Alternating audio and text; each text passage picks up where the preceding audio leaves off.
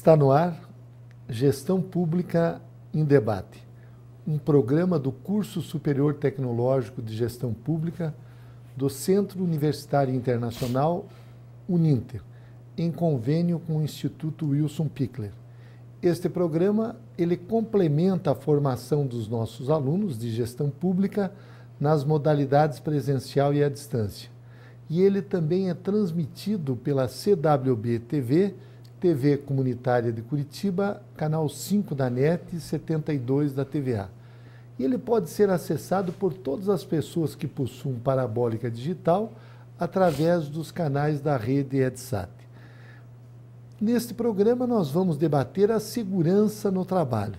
E para isso nós convidamos o advogado Mesael Caetano dos Santos, ele que é bacharel em Direito, técnico em Segurança do Trabalho, instrutor de trânsito, diretor-geral de ensino na área de trânsito, facilitador de treinamento do SESC-Senat, também instrutor de formação didática do SESC-Senat,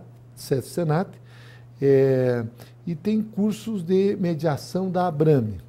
O Dr. Mesael Caetano dos Santos, ele tem 13 anos de experiência como técnico de segurança do trabalho, dos quais 8 anos em empresas de transporte.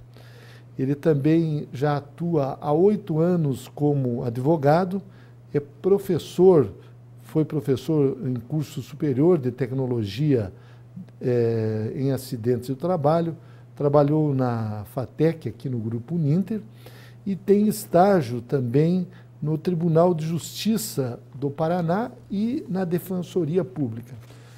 Doutor Mesael, no final do mês de novembro, nós comemoramos o Dia do Técnico em Segurança do Trabalho. Eu gostaria que o senhor falasse da importância da segurança no trabalho, o senhor que é um especialista nessa área.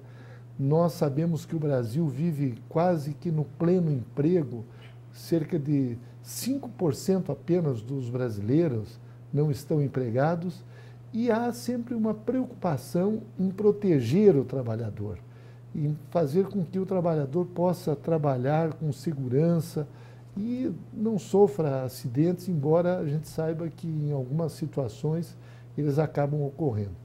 Muito obrigado pela sua presença. Jorge, de antemão eu queria agradecer você o convite.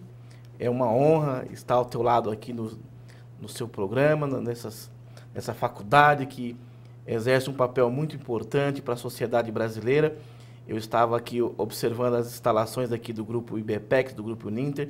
Que tecnologia aplicada aqui para a educação. Eu fiquei encantado, realmente me senti em um país de primeiro mundo. E de antemão também queria mandar um abraço para os meus amigos técnicos de segurança do trabalho, porque, salvo engano, hoje ou amanhã comemora-se o Dia do Técnico de Segurança do Trabalho. Dia 27 ou dia 28 de novembro comemora-se o Dia do Técnico de Segurança do Trabalho. Figura importantíssima, em razão de que trabalha com a prevenção da vida, com a manutenção da vida. O bem maior dessa existência aqui na Terra é a vida. E o técnico de segurança do trabalho tem como função primordial proteger a saúde e a segurança do trabalhador brasileiro. Doutor Mesael, nós sabemos que o Brasil já tem uma das legislações mais avançadas na área de segurança do trabalho. Mas por que ainda ocorrem acidentes de trabalho? É falta de atenção do trabalhador? É um descuido do empregador que não equipa de uma forma, ou protege de uma forma eficiente o trabalhador? Por que ainda nós temos tantos acidentes do trabalho e que causam tanto mal à sociedade e um custo elevadíssimo a toda a sociedade brasileira? Pois é, Jorge, o Brasil hoje tem em média 3.000 mortes por ano por acidente de trabalho. A nossa legislação, que é a portaria 3.214/78, que são as normas regulamentadoras de segurança do trabalho, que regulamentou a lei 6.514/78, é uma legislação extremamente avançada para as questões procedimentais de segurança do trabalho, só que ainda falta no trabalhador brasileiro e no empresário brasileiro a consciência de aplicar essa norma na sua essência. Essa norma, a Portaria 3.214, ela traz uma série de conjuntos de procedimentos e de programas que a empresa pode implementar. Primeiro, existe uma norma, que é a de número 4, que diz que a empresa deve organizar um quadro de profissionais chamado SESMIT. O que é o SESMIT? É o Serviço Especializado em Segurança e Medicina do Trabalho, formado por médicos do trabalho, formado por engenheiro, por técnicos e enfermeiros do trabalho.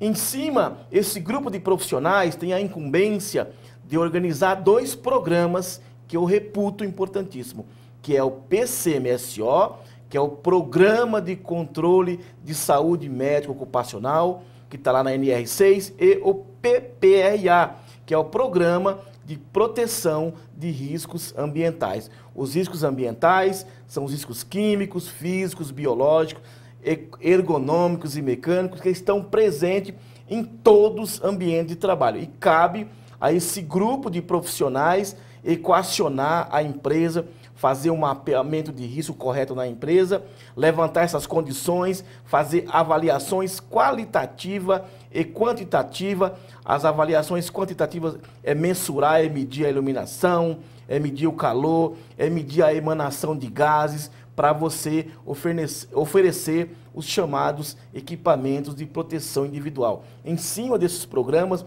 eu tenho certeza, Jorge, o empresário que tiver essa consciência, ele vai reduzir vai reduzir de maneira drástica os acidentes de trabalho no seu ambiente de trabalho. Doutor Mesael, essas normas são válidas para todas as empresas ou, por exemplo, uma empresa do setor industrial, ela está mais sujeita a essas normas do que o comércio, do que uma pequena empresa prestadora de serviços?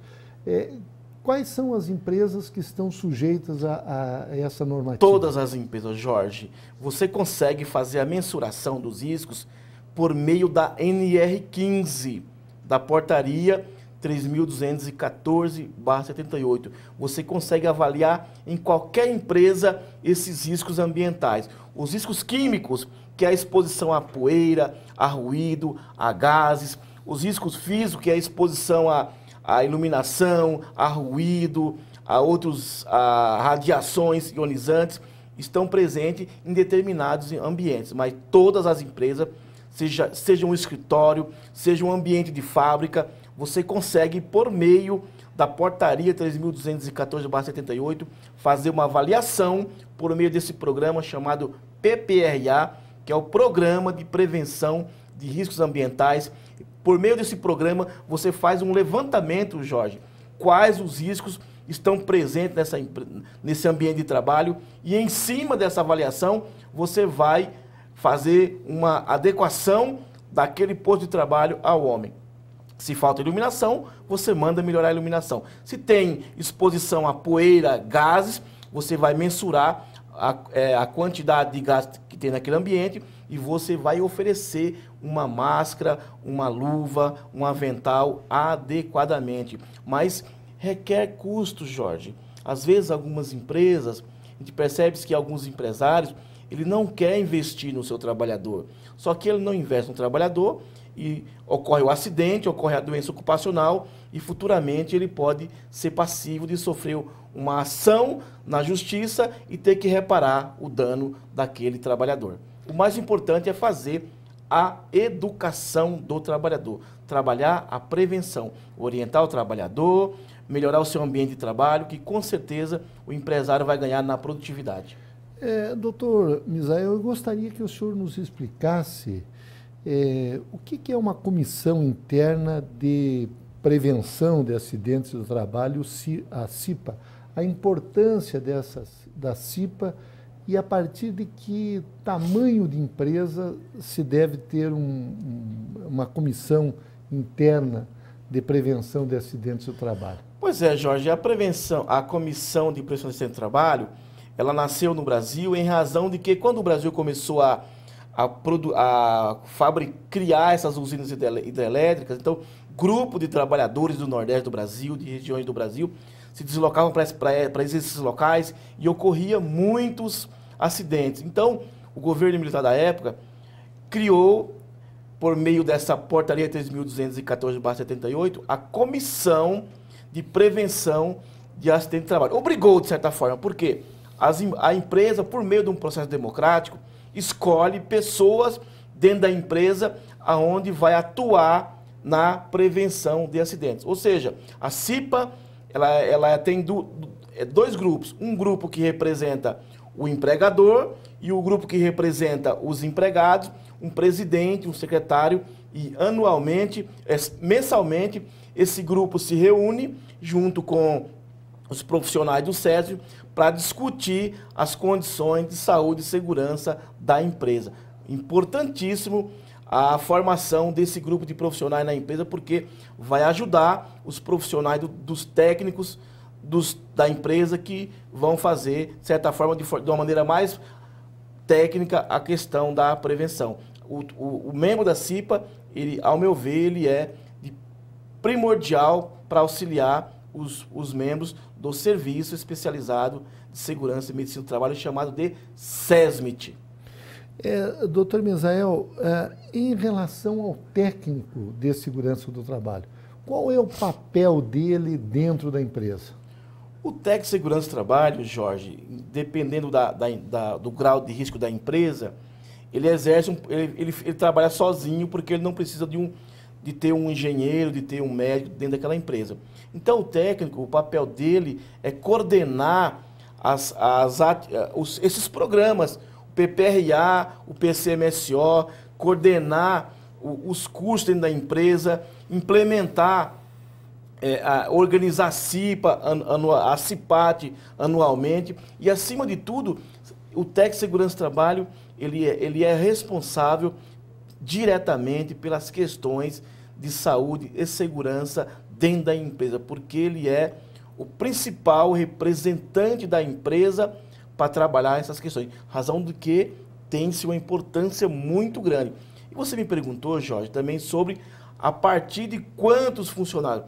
A partir de 20 funcionários, as empresas, dependendo do grau de risco, existe uma classificação de grau de risco lá pela portaria 3.214/78, salvo engano, é na NR 27, onde tem as penalidades também. Então, a partir dessa gradação de risco, a empresa, pelo número de funcionários, é obrigada a ter um quadro de profissionais do SESI. Tem empresa que é obrigado a ter 2, 3 médicos, 2, 3 engenheiros, e tem empresa que basta ter só um técnico de segurança do trabalho. E como é que se avalia o risco de uma empresa? É pela, digamos assim, pela área que ela atua? Se for uma empresa de construção, um risco maior, se for uma indústria também, ou se for um supermercado, pode ser que o risco seja menor? Olha, Jorge, tecnicamente já está mensurado na portaria 3.214/78, de acordo com o ramo de atividade da empresa, ela pertence a um determinado grau de risco. Essa avaliação de grau de risco da empresa, ela foi feita em cima das condições de ambiente de trabalho e também da quantidade de acidentes que ocorrem nessa empresa. É óbvio que aqui no estúdio tem menos probabilidade de ocorrer um acidente de trabalho do que numa tornearia mecânica. Então, em cima dessas probabilidades, que são técnicas de engenharia, é feita essa gradação de risco. Nesse momento, eu responder para você como se fazer isso aí, eu não consigo responder para você, mas a própria NR já traz, de acordo com... é a norma regulamentadora. De acordo com a atividade, a empresa pertence a um determinado grau de risco, aí você faz, em cima da legislação, um bom técnico consegue fazer um bom trabalho. Um outro aspecto, doutor Misael, nós sabemos que essas normas, a grande maioria das empresas obedecem, seguem, tem o técnico, mas a gente não vê a mesma preocupação normalmente no setor público. nas prefeituras, nos órgãos públicos, parece que não tem esse cuidado que deveria ter, já que deveria dar o exemplo. Pois é, Jorge, essa portaria 3.214, ela só se aplica ao seletista, aquela empresa que tem empregados contratados sob o regime de CLT.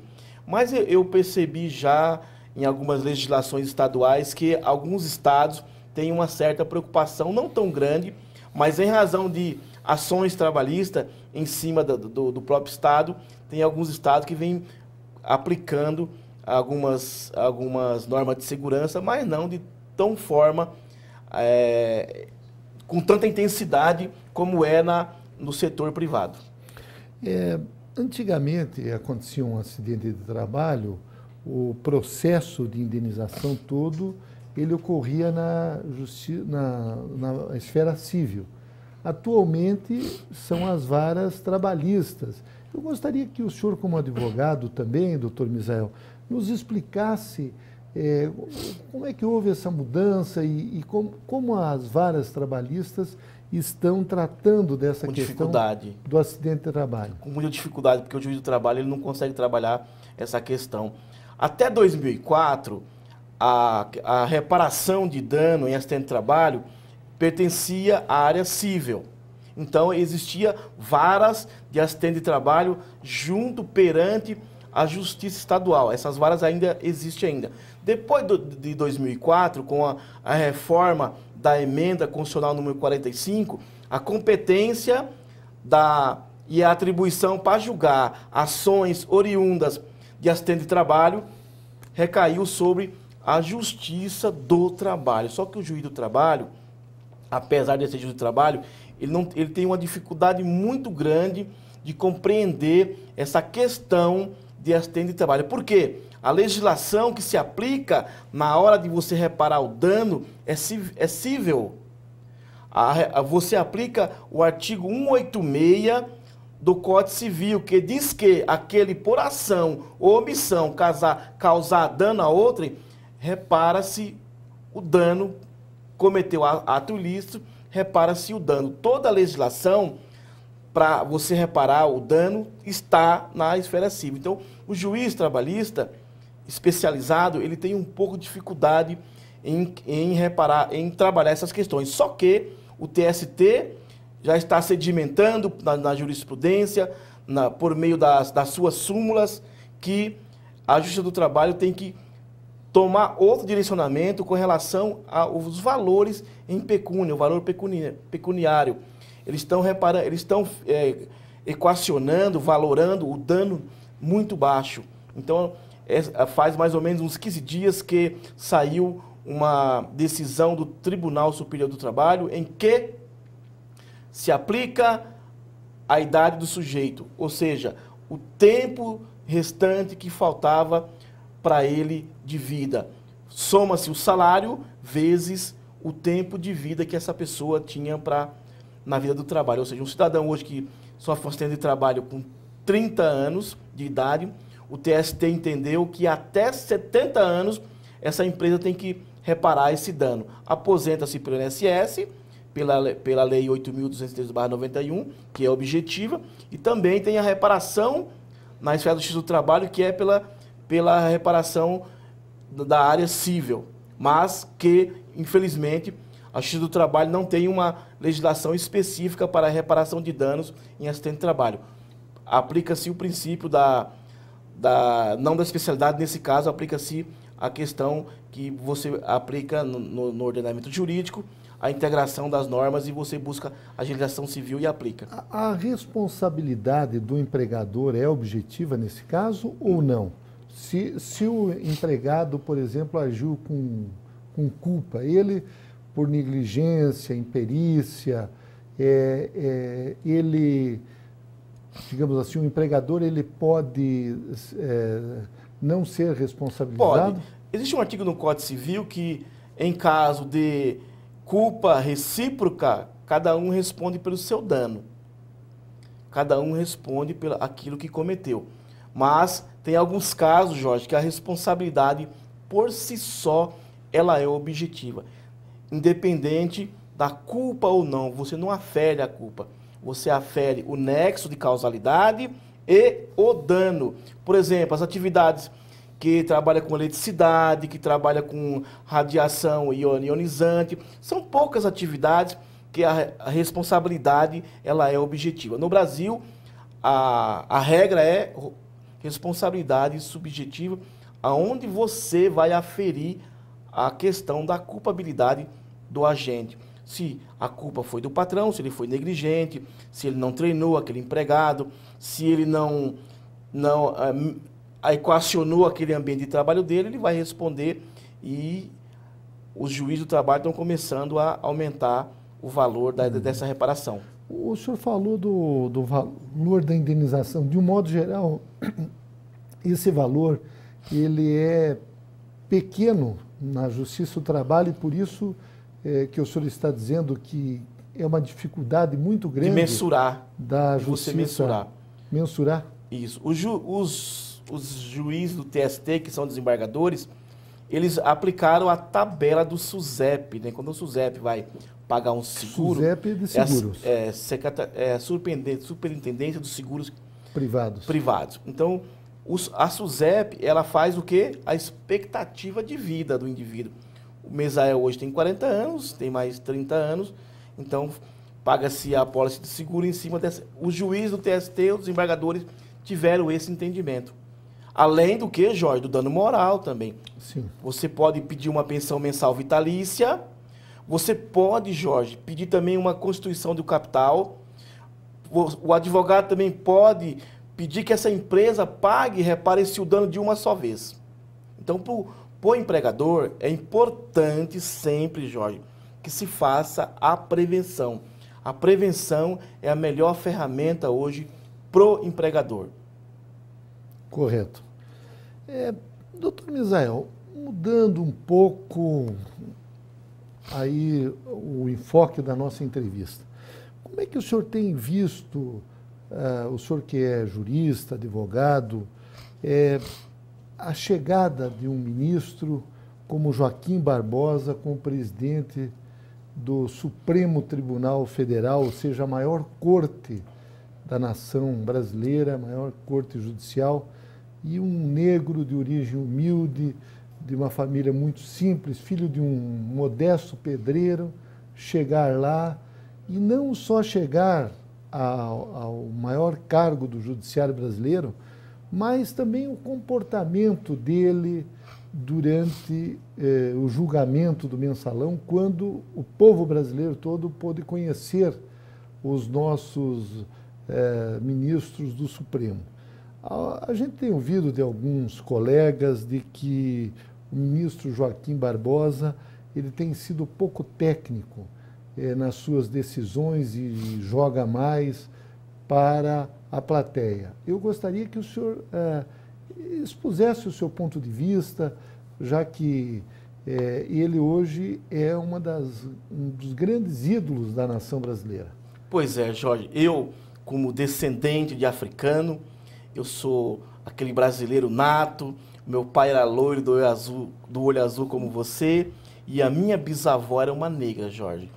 Então eu, como afrodescendente, fui extremamente orgulhoso e representativo para os negros desse país ver nas fileiras do STF, que é o órgão máximo da justiça brasileira, um negro chegando a esse patamar pelos seus esforços, pela sua formação intelectual. Foi emocionante o seu discurso, para mim foi muito emocionante quando, na fila do STF, lá na posse dele, negros com seus cabelos, rastafari, com seus paletós, lá nas barbas do poder. Há 128 anos, o Brasil ainda batia nos seus irmãos negros, né?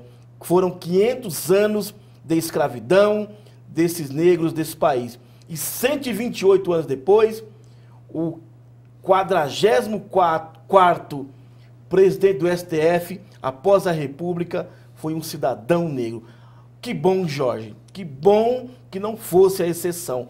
Nós estamos vibrando porque é a exceção. A primeira vez um negro chega a um poder máximo desse país. Nós temos outros negros, como o senhor, de se orgulhar, José do Patrocínio, Irmãos Rebouças, dentre outros que não dá para citar agora. Mas o Joaquim Barbosa, ele representa, ele é um ícone muito grande para a cultura negra, principalmente, Jorge, principalmente para aquele jovem negro que ele vai observar que por meio da educação ele pode ascender socialmente. O Brasil não é só jogador de futebol, nem cantor de samba, o negro também ele é um intelectual. Então, o Joaquim Barbosa tornou-se um ícone maior para a cultura negra brasileira. Hoje eu vejo negros já falando em fazer curso superior,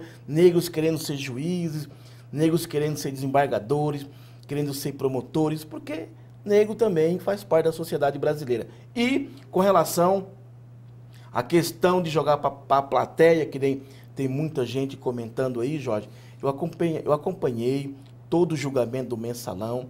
Eu achei que o julgamento foi extremamente técnico, e o que estão se comentando aí é que na hora de fazer a dosimetria da pena, ele foi um pouco rigoroso com essas pessoas que se dizem que cometeram alguns atos não muitos corretos para a sociedade brasileira. Mas só que, nesse momento, a sociedade brasileira, a política brasileira, eu tenho certeza, Jorge, que os políticos brasileiros estão raciocinando de forma diferente, vão se conduzir de forma diferente em razão desse momento histórico que passa o nosso país. Deus quis que esse momento fosse passar pela mão de um negro, né?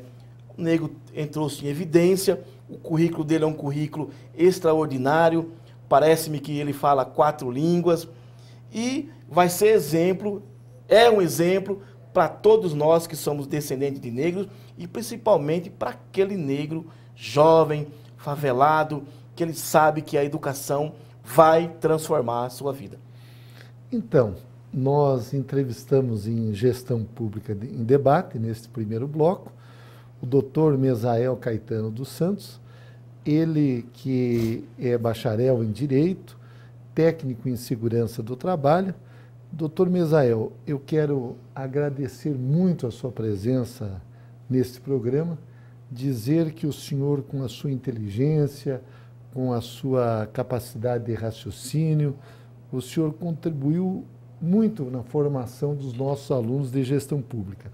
E para concluir, eu gostaria que o senhor respondesse uma pergunta que eventualmente o senhor gostaria que eu fizesse e eu não fiz. Pois é, Jorge. Eu estou num ambiente acadêmico e foi a academia que transformou a minha vida. Eu, de certa forma, eu tenho como minha meta maior é ajudar a difundir a educação nesse país. Só a educação vai transformar essa sociedade.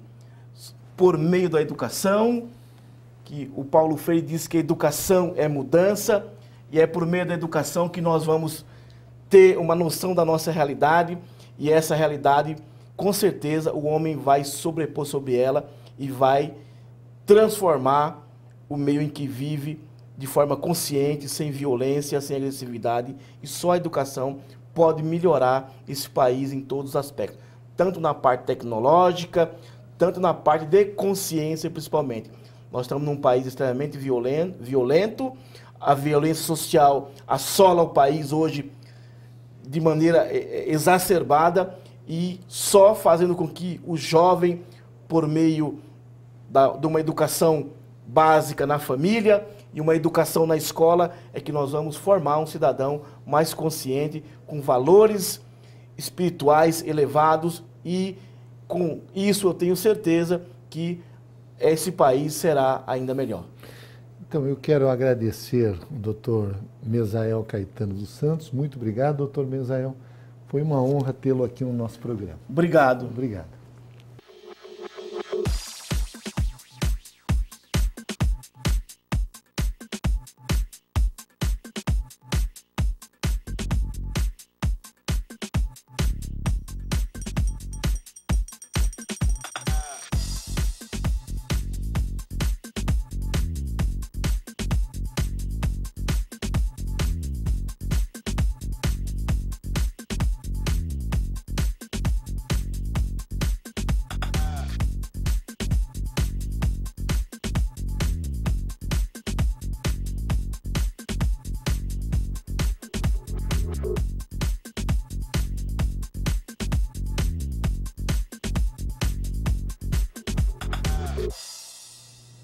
Retornamos com Gestão Pública em Debate, um programa do Curso Superior Tecnológico de Gestão Pública da FATEC Internacional, agora Centro Universitário Internacional Uninter.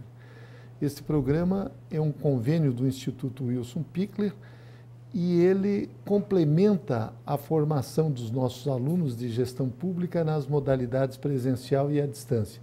E ele também é transmitido pela CWB-TV, TV Comunitária de Curitiba, canal 5 da NET e 72 da TVA.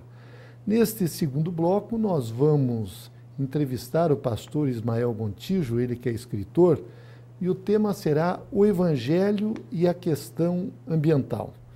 O pastor Ismael Gontijo é de origem presbiteriana, é teólogo formado pela Faculdade Batista das Américas, é presidente do Ministério Ismael Gontijo e também do Instituto Ismael Gontijo. É executivo internacional na área de finanças e de sistemas ativos e participações. Autor de 40 livros, tanto devocionais quanto na área de meio ambiente. O seu ministério é essencialmente evangelístico, ele ministra palestras, conferências em várias denominações cristãs e está disponível não apenas aqui para o Brasil, mas também para o exterior. O professor e pastor Ismael Gontijo está lançando este livro, Passando pelo Deserto. Este é o primeiro livro de 40 que ele escreveu. Esse livro foi escrito em 2008 e até 2012 foram 40 livros, Ismael. 40. Eu gostaria que você nos contasse como é que surgiu essa sua vocação para escritor, você que atuava e atua ainda na área de finanças, e de repente você escreve 10, 12 livros num ano, vai ter que ter uma editora aí só para publicar os seus livros. Estou esperando a tua, né? Quem sabe, né? Bom, obrigado pelo convite, obrigado pela audiência também, aos telespectadores, e agradeço, né, pela presença aqui. E, começando a falar sobre os livros, né? Eu sou um pastor evangelista, né? Eu sou um pregador, eu sou interdenominacional, eu não tenho uma denominação específica, não é? Eu sou de origem presbiteriana, como você sabe, né? Nós éramos inclusive da mesma igreja, Isso. Tá certo? E com o tempo eu fui migrando para um ministério mais solto, não é? Então hoje eu entro em todo tipo de denominação no Brasil e também no mundo, que conheço uma boa parte do mundo, e Deus me deu a capacidade de falar alguns idiomas e acabei saindo para o mundo inteiro. E graças a Deus hoje eu ministro em várias denominações. Muitas denominações. Inclusive amanhã estou saindo para uma série de conferências. Quinta-feira cheguei de uma série de conferências de mais de 20 dias e amanhã já estou saindo para mais até janeiro. Fico fora até janeiro. Enfim, esta é uma parte da coisa toda. Eu sou um pastor, pregador mesmo, bíblico, não é? Sou formado em teologia e sou bíblico. Sou um pregador. Eu sou um pastor que prega para a igreja. Pronto. Né? Seja ela qual for, eu entro dentro de qualquer denominação hoje, tenho essa facilidade, né? Seja pentecostal, neopentecostal ou não, eu posso entrar e tranquilamente. Sou convidado a todo tipo de denominação, graças a Deus. E com o tempo, o Senhor Deus me deu a capacidade de também ministrar na área de preservação ambiental. O que é o grande problema? O problema nosso é que a igreja está com o seu projeto meio descarrilhado. Há 2000 anos atrás, Jesus veio implantar o reino dos céus e ele não foi implantado. E por causa da irresponsabilidade da igreja, dos seus descaminhos e dos desvios dessa missão, nós arrumamos um problema sério com o nosso planeta. Hoje nós estamos à beira, mas à beira do início do processo de extinção nosso. Por quê? Porque o reino dos céus de justiça, amor, paz, igualdade não foi implantado, né? Todo o processo de cobiça exagerada, entendeu? Entrando fundo no meio ambiente, indo até a limites que a Terra não suporta. Nós chegamos agora a um momento, entendeu? Dramático, e depois eu vou falar com você sobre isso. Então, Deus me levanta e eu fundei esse Instituto de Preservação Ambiental há quase 10 anos. E há 2 anos atrás, o Espírito Santo me inspirou a escrever 10 livros sobre preservação ambiental. Eu escrevi 7 livros em 5 meses. E tem uma característica interessante, Jorge, nos livros que eu escrevo. Desde o dia em que eu fiz um pedido a Deus para que Ele me desse uma unção específica de escrever, isso para mim é muito real, você é evangélico, você sabe. Quer dizer, nós somos cristãos, não é questão de ser evangélico ou não, porque eu prego a igreja católica também, eu não tenho diferença nenhuma. A igreja católica é a mãe das nossas igrejas, então não tenho diferença nenhuma dessa coisa. Mas quando eu pedi para que Deus me desse uma unção para escrever, porque eu não sou um escritor, eu sou um pregador, eu sou um falador, eu falo, eu pego uma câmera dessa, entendeu? Eu falo 3 horas aqui sem errar uma palavra se for preciso, não tem problema. Mas a minha facilidade nunca foi de escrever. E eu precisava de escrever. E quando eu pedi para que Deus me desse essa unção para escrever, Ele me deu essa unção e eu escrevi esses 40 livros em 4 anos e eu nunca apaguei uma frase de um livro meu. As pessoas ficam, mas como que isso é possível? Eu também não sei, não me pergunta, entendeu? Só sei que 3 horas da manhã eu acordo, às 4h30 eu vou dormir. Eu escrevi um capítulo completo, tá certo? E há 2 anos atrás, Ele me deu 7 livros na área de preservação ambiental. Em nenhum livro eu falo sobre preservação ambiental. Esse termo preservação ambiental não aparece nos meus livros. Entendeu? Deus me diz o seguinte, quem ama preserva, quem preserva nem sempre ama. Você tem que preservar por amor à terra e não por interesse ou por qualquer outro motivo. Você tem que preservar por amor absoluto. Tendo ela, sendo ela a nossa mãe e tendo ela a capacidade de nos sustentar e nos dar condições de vida. Entendeu? Então, eu sou um pastor, eu prego o evangelho, entendeu? E junto eu prego a mensagem que nós precisamos cuidar desse planeta e tem que ser agora, velho. Se nós não começarmos agora. Aliás, estamos atrasados há mais de 50 anos. Agora os cientistas acabam de dizer que no final deste século nós teremos 4 graus a mais de calor na Terra. Isso é insuportável. As calotas polares já foram, entendeu? Nós não refletimos mais, entendeu, para o espaço absolutamente nada de luz. A água, você sabe que a água, ela capta energia, esquenta e capta energia. Os oceanos esquentaram porque o gelo não reflete mais. Então, nós temos uma série de problemas que já eu falo com vocês sobre isso, mas você pode ver que o evangélico, o católico, a igreja, o evangelho pregado, ele não lembra, entendeu, dessa questão ambiental. A questão é que a água está toda contaminada. Nossa água, eu não estou dizendo água doce, né? Água doce já foi. Nós estamos com toda a água do planeta contaminada, Jorge, toda. Os oceanos estão contaminados. Há limites, entendeu, máximos. Os mares não aguentam mais. São eles que limpam o nosso ar. Eles não suportam mais. Nós estamos com 82% de desertos suboceânicos no planeta. Em 1946, era 18%. Né? Nossa água doce, ela está inteira contaminada. Não existe um rio no mundo limpo. Todos eles estão contaminados de agrotóxicos a dejetos. Entendeu? De esgotos. Você vai qualquer cidade do mundo hoje. Por exemplo, nós estamos aqui em Curitiba, que é uma das cidades mais limpas, mais lindas do mundo, que eu conheço 80 países, e digo uma coisa para você, Curitiba é uma das cidades modelos para qualquer lugar. Para qualquer país do mundo. Você sabe disso, que você conhece muito bem lá fora. Você sabe que qualquer lugar que você chega, você compara com Curitiba, não tem lugar nenhum ganhando de Curitiba, não. Está aqui o Rio Barigui, entendeu? E a gente chega ali e tem até tristeza de ver. Tá? Então, toda a água do mundo está contaminada. Contaminada, por exemplo, vou te dar um exemplo. Você pode me cortar, viu? Porque eu falo pra caramba, entendeu? Eu vou longe aqui. Mas você quer ver uma coisa? Da década de 70 para cá, instituiu-se no mundo o uso de progesterona para as mulheres, tá certo? Hoje, meninas de 12 e 13 anos usam progesterona. Ora, isso é um hormônio feminino poderosíssimo. São milhões de toneladas de hormônio feminino sendo jogados através da urina, tá certo? Que vai para o rio e que depois chega na natureza nos grandes ecossistemas, principalmente no ecossistema aquático.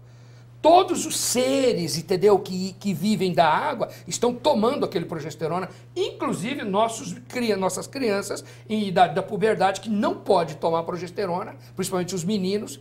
As meninas também não poderiam mais. A menina já está preparada para isso, mas o menino não. Eles estão tomando progesterona na água, porque não existe jeito de limpar o progesterona. Aí o que acontece? Todo o ecossistema aquático do planeta foi contaminado. Só nasce fêmea. Ismael... Isso é um dos grandes problemas, sim, entendeu? Essa questão do aquecimento global, há divergências, inclusive a própria ONU, ela refez os seus cálculos, porque há alguns, podemos assim dizer, cientistas que pesquisam o assunto e acham que nós estamos voltando a uma nova era do gelo. Você sabe que nos últimos 2,5 milhões de anos houveram 27 eras do gelo comprovadas. Então, a última era do gelo ela se encerrou há cerca de 10.600 anos, 11 mil anos atrás. Essas teses que você levanta nos seus livros, envolvendo o aspecto cristão, evangélico, espiritual com o aspecto da natureza, ela é uma inspiração divina ou isso... Como é que surge isso em você? Não, é uma preocupação divina. É uma preocupação de Deus para conosco, entendeu? Com relação ao nosso tratamento com a nossa mãe Terra. A Terra, entendeu? Ela é perfeita, organizada, ela não está em evolução, coisa nenhuma, ela foi criada perfeita e pronta do jeito que está. Todos os ecossistemas se encaixam, se interagem, né, nos seus mínimos detalhes. Você pode ver que tudo está perfeitamente no seu lugar, pronto e acabado. Pode argumentar o que quiser, que teve evolução e tal, não sei o quê, mas é o seguinte, é uma teoria, entendeu, improvável, porque depois que descobriram o DNA, meu velho, descobriram que o DNA está fechado e não tem jeito do DNA abrir, entendeu? Se você abrir, você altera. Cada um está dentro do seu próprio sistema e da sua espécie, entendeu, e não se abre. Com relação ao aquecimento global, há uma mentira que estão contando para nós. Não estão contando a verdade para nós. Não estão dizendo a verdade do que está acontecendo para nós. Estão mentindo para nós. As consequências serão funestas em pouco tempo. Essa história de, uma era glacial e tal. Muito bem, pode ter sido era glacial, pode vir uma era glacial, mas nós não vamos durar tanto tempo. Nós não vamos chegar, entendeu, a durar mais 1000 anos no ritmo que nós estamos. A Terra, como madre, como útero de produção de alimentos, ela está no limite, ela está contaminada com bilhões de toneladas de agrotóxico, entendeu? Que obrigaram a criação do transgênico. O que é o transgênico? Pode falar o que quiser, mas o transgênico é um sistema que produz sem os grandes polinizadores. Só que é o seguinte... O transgênico faz a terra produzir sem a terra ter condição. Produz, mas até quando? Nós, entendeu, já estamos começando a ter crises de alimento em muitos lugares. Não estão contando para nós. Fizeram agora esta cumbre em espanhol, como é que é? Essa reunião de cúpula aqui, no Rio de Janeiro, na Rio Mais 20. Você não viu ninguém falar de preservação ambiental, nem amor, nem recuperação de nada. É só o quê? Desenvolvimento autossustentável. É a palavra desenvolvimento, ou seja, nós não podemos parar nosso desenvolvimento. Nós estamos gastando 1,5 planeta por ano em recursos naturais. Você acha que vai durar até quando? Aquecimento global. O aquecimento global é uma realidade. Não adianta vir, entendeu, tentar tapar o sol com a peneira, porque a peneira já derreteu. Eu vou dar um dado para você, entendeu, muito sério.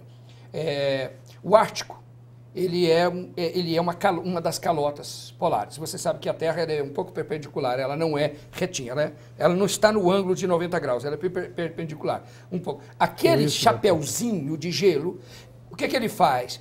Ele regulava a incidência de luz sobre o planeta.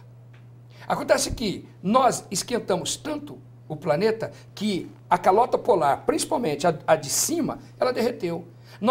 Ele fazia o trabalho de refletir a luz. O gelo reflete luz. Ele não está refletindo a luz. A luz está incidindo diretamente na água e a água está esquentando cada vez mais. Então a Terra, no seu sistema de proteção, que ela precisa de proteger as estações, no seu sistema de proteção ela está tentando. Há invernos rigorosíssimos, que tenta ir a limites muito maiores para que dure o gelo, entendeu, durante todo o período até chegar no verão. Não dura.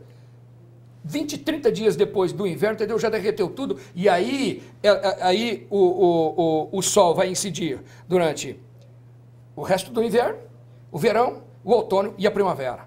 com um sol quente em cima da água. O que você espera disso? Aquecimento. Nós estamos aquecendo. As pessoas dizem, mas eu não tenho medo das calotas que derretem porque vai subir o mar. Se subir o mar ou não, isso não é o nosso problema. Nossa preocupação maior não é essa. O problema é a alteração das chuvas, o problema é a alteração das estações. Alterando as estações, entendeu? Altera também o ciclo dos frutos. Nós estamos com um problema de comida para 20 anos. Muito mais grave do que estão contando, eles não estão falando isso para nós. Porque vai entrar uma outra era do gelo. Meu amigo, nós não vamos durar tanto tempo. Nós não vamos chegar lá. Mas quem está dizendo isso agora é Deus que está dizendo. Ele que criou todos os ecossistemas, ele criou a Terra e nos deu de presente, Jorge. Isso é uma consciência que a igreja não tem para pregar. Aquela consciência de dizer, como diz a Bíblia, isso aqui está condenado, entendeu? Vai pegar fogo, nós vamos tudo morar para o céu. Ô, meu amigo, nós somos terráqueo. Nós somos feitos de terra. Nós fomos feitos para viver aqui.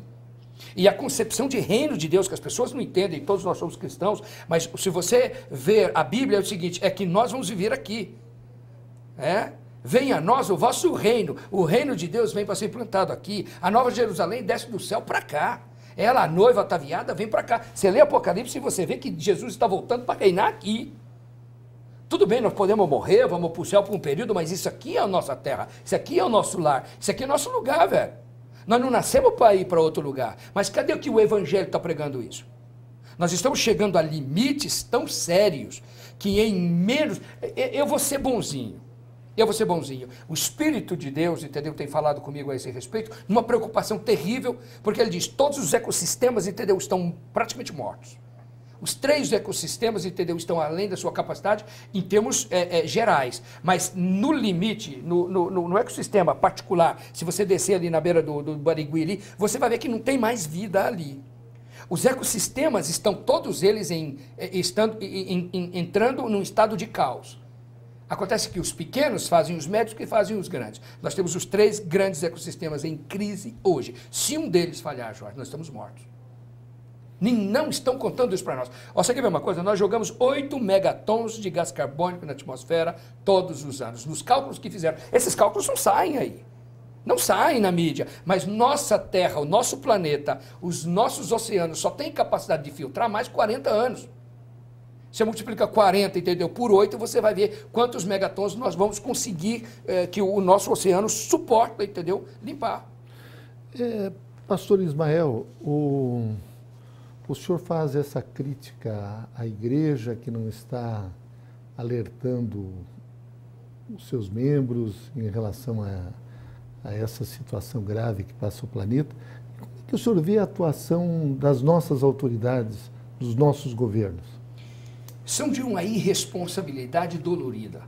É de assustar, é de não dormir de noite. É de não dormir à noite. O que estão fazendo, entendeu, com os nossos ecossistemas.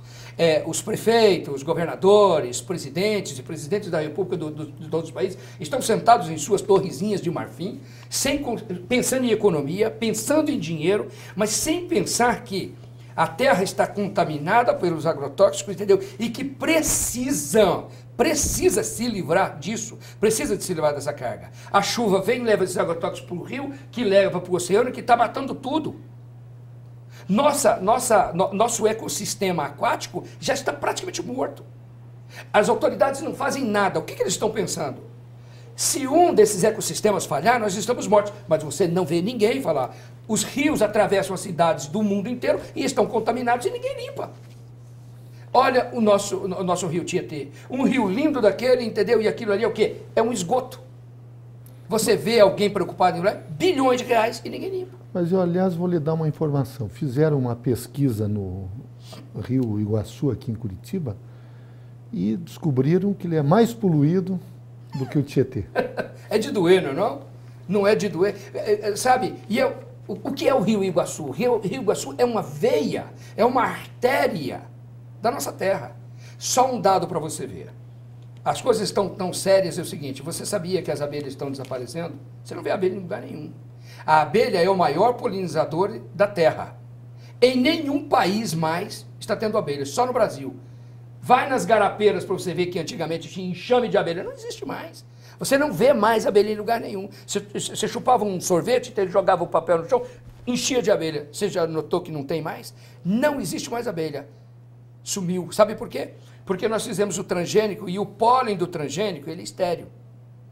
E as abelhas, entendeu, vieram no transgênico e levaram para suas colmeias e esterilizaram as rainhas. As abelhas estão sumindo. Você já viu quanto está o quilo do mel? Não. Já está R$30. Mas é porque não tem. Mas isso, Jorge, em todos os aspectos do mundo, as coisas estão muito complicadas. Essa é uma preocupação que eu tenho. Eu escrevi 7 livros em 5 meses. Cada livro tem 150 páginas. São os livros menores que eu tenho para escrever. Eu tenho livro de 400, 500, 600 páginas. E eu espero até que depois você leia alguns deles. E como é que as igrejas veem essa sua pregação? Olha, graças a Deus, a aceitação e o susto tem sido muito grande. O susto tem sido muito grande. Porque as igrejas estão cheias das novas gerações. E as novas gerações começam a se preocupar e dizer, mas peraí, estão acabando com o nosso planeta e nós vamos viver aonde? E eu falo para eles, rapaz, olha, vocês nem se preocupem com a de vocês, se preocupem com os filhos de vocês, não vai ter lugar. Não vai ter comida, não vai ter que respirar. A água já foi. A água já foi. Nós estamos com um problema mais sério de água do que você pode imaginar. E nós somos o país mais rico em água do planeta. Eu falo isso com autoridade, não tem um igual ao nosso, não. Do planeta, não tem mais água. A nossa água está contaminada. Qualquer água que você tomar hoje está contaminada com antibiótico, com o anti-inflamatório, né? com o hormônio feminino, todos, porque não existe jeito de limpar essa água. Isso está chegando nos oceanos, está esterilizando os nossos oceanos, está matando tudo. Isso sem contar no lixo. O pessoal fala do lixo, é o lixo. Rapaz, a preocupação não é o lixo aqui. A preocupação é o lixo todo que nós transformamos no planeta. E o nosso planeta não está mais respirando, velho. Nós estamos morrendo. Então, nós estamos entrevistando o pastor Ismael Gontijo, ele que é escritor, e o tema é o Evangelho e a questão ambiental. Mas eu gostaria, pastor Ismael, o senhor tem como hábito, como costume, não pedir ofertas nas suas pregações. Não tem. Como é que o senhor vê, digamos assim, a questão financeira de algumas igrejas, principalmente as que utilizam dos meios eletrônicos, de comunicação? Olha, Jorge, eu acho o seguinte, eu acho que nós somos filhos de Deus. Nós temos responsabilidade com aquilo que nós pregamos e que nós vivemos. Você tem que viver aquilo que você prega e pregar aquilo que você vive. Erros, pecados, a gente tem, entendeu? Não é problema nenhum. Isso é uma coisa natural, as falhas humanas. Mas eu acho que, em termos de evangelho e em termos de igreja hoje, virou um escândalo isso. Isso está escandalizando a própria mensagem que a igreja tem. Está ficando muito ruim para nós, entendeu? Cristãos, quando nós nos apresentamos e falamos em nome de Deus, entendeu? E o nosso interesse é dinheiro. É por isso que quando eu sou convidado a ministrar nas igrejas, eu não peço oferta, só que nas cruzadas que eu faço, eu digo aos pastores, vocês não vão lá pedir oferta, no meio daquela multidão lá, não vai. Eu prego para 2.000, 5.000, 10.000 pessoas, eu falo, não vai tirar oferta, não tira. Não tira. Então, muitos ficam assim, qual é o seu cachê para você pregar? Nada. Eu não vendo o evangelho. Mas e os seus livros? Tudo bem, eu levo meus livros lá, vendo, entendeu? O que vender lá, entendeu? É meu, tá bom. E muitas vezes, o que vendeu eu ainda dou metade para os pastores, entendeu? Porque é para ajudar os pastores. Porque, Jorge, evangelho não pode ser fonte de renda. Está escandaloso demais isso. Tudo bem que a igreja precisa, tal, mas, rapaz, transformar isso nessa coisa horrorosa. As pessoas não querem mais ouvir falar de Jesus, porque Jesus está associado com grana. Entendeu? Que o pastor quer andar de Mercedes, BMW. Eu acho que andar de Mercedes, BMW é bacana, eu acho legal, mas com o teu dinheiro, pô. Entendeu? E não com o dinheiro dessa gente sofrida, não é? Com os dízimos e ofertas dessa gente, sabe, que sofre, que luta, que trabalha, que chora, que sua, entendeu? E depois o cara chega lá, passa em bolsa, entendeu? E sai e vai, peraí. Eu acho que está faltando um pouco, sabe, de critério. Isso porque eu estou sendo bonzinho, entendeu? Porque quando eu não estou bonzinho, eu falo que está faltando vergonha na cara mesmo, entendeu? Sinceramente. Como é que o senhor vê líderes cristãos envolvidos na política, principalmente pastores? Eu sou contra. Sou contra, simplesmente contra. Eu acho o seguinte, por exemplo, você é um dos maiores políticos que eu conheço. Obrigado. Desde a primeira eleição sua que eu estava lá, velho. Entendeu? Isso é verdade. E eu sou teu fã de carteirinha, nunca votei para outro camarada, entendeu? Que não fosse você quando Obrigado. Você foi candidato. Mas você é um profissional, mas você nunca foi pastor. Eu acho que quando eu me defino, entendeu, para servir a Deus dentro de uma realidade espiritual, eu não posso ir com essa mesma realidade espiritual para a política. A política é para profissionais. Você sabe disso, você é um profissional. A política não é, entendeu, para aventureiro. O aventureiro, ele acaba no crime, na política. E os pastores que entram na política, eu digo para você o seguinte, se existir um ou dois, já morreu. Porque, sinceramente, todos eles que entram na política, entram, entendeu, pensando em ter uma vida financeira mais equilibrada, uma vida financeira melhor. Essa história, não, eu estou entrando porque eu tenho um objetivo político. Rapaz, na política não dá para você conciliar. Por quê? Porque a luta moral na política é terrível. Você sabe disso, você é político, você sabe. É terrível, o assédio é terrível, entendeu? E muitas vezes a pessoa tem que ser agressiva em determinadas atitudes que o pastor não dá. Se o cara quer ser político, eu não sou contra o evangélico, o católico, ou o padre, entendeu? Ou o bispo, o apóstolo ser político. Eu não sou contra, não, pode ser. Mas ele tem que ir lá entregar o cargo dele e vir ser político. Depois terminou a política, terminou. Desveste, entendeu, do político, vai lá e pega o cargo do pastor de novo. Entendeu? Eu sou contra esse tipo de coisa. Não sou contra o cara ser candidato. Eu sou contra só que ele seja pastor e político ao mesmo tempo. Não dá certo. Então, nós entrevistamos neste segundo bloco de Gestão Pública em Debate o pastor Ismael Gontijo. O tema foi o Evangelho e a questão ambiental. Ismael, eu quero agradecer muito a sua presença. Eu não tenho dúvidas de que com as suas atitudes corajosas, firmes e essa postura incisiva, instigadora, você contribuiu muito na formação dos nossos alunos. Muito obrigado. Obrigado e espero voltar, né? Ah, com certeza. Muito obrigado. Tá? E eu quero te presentear com esse livro, tá certo? Tá, e outros virão. Amém? Amém. Muito bem. Então, aqui está o livro do pastor Ismael. Posso deixar meu site para o pessoal? Isso, vai. Nós vamos colocar... www.meig.com.br ou www.ismaelgontijo.com.br. E do Instituto Ismael Gontijo. Se botar Ismael Gontijo no Google, já está resolvido. Tem muita coisa aí. Tá resolvido. No YouTube também.